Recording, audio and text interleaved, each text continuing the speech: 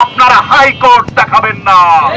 নির্বাহী আদেশের মাধ্যমে অনতি বিলম্বে এই সন্ত্রাসী গণহত্যাকারী সংগঠন আওয়ামী লীগকে নিষিদ্ধ করতে হবে।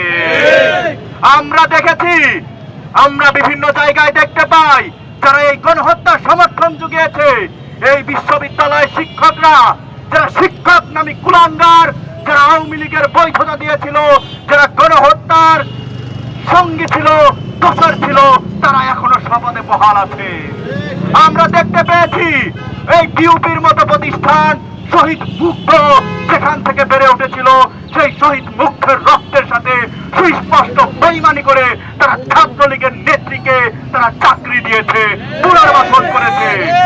আমরা বাংলাদেশের প্রশাসন থেকে শুরু করে সমস্ত জায়গায় আমরা দেখতে পাচ্ছি একদল কুচক্রী মহল, এই সরকারের একদল সুবিধাবাদী ধান্দাবাজ গোষ্ঠী, তারা টাকা পয়সার মাধ্যমে আওয়ামী লীগের পুনর্বাসনে ব্যস্ত হয়ে পড়েছে। আমরা এর তীব্র নিন্দা এবং প্রতিবাদ জানাই। আমরা অন্তর্বর্তীকালীন সরকারকে স্পষ্টভাবে বলে দিতে চাই, দিল্লির প্রেসক্রিপশনে বাংলাদেশে কোনো রাজনীতি বিপ্লবী ছাত্র জনতা হতে দিবে না। আমরা বলে দিবার চাই, যদি আপনারা খুব দ্রুত সময়ের মধ্যে আওয়ামী লীগকে নিষিদ্ধ এবং প্রক্লেমেশন অফ জুলাই রেভলিউশন ঘোষণা না করতে পারেন, তাহলে বিপ্লবী জনতা আবারও জুলাইয়ের ন্যায় রাজপথে নেমে এসে তাদের দাবি রাজপথ থেকে আদায় করে নিবে ইনশাআল্লাহ।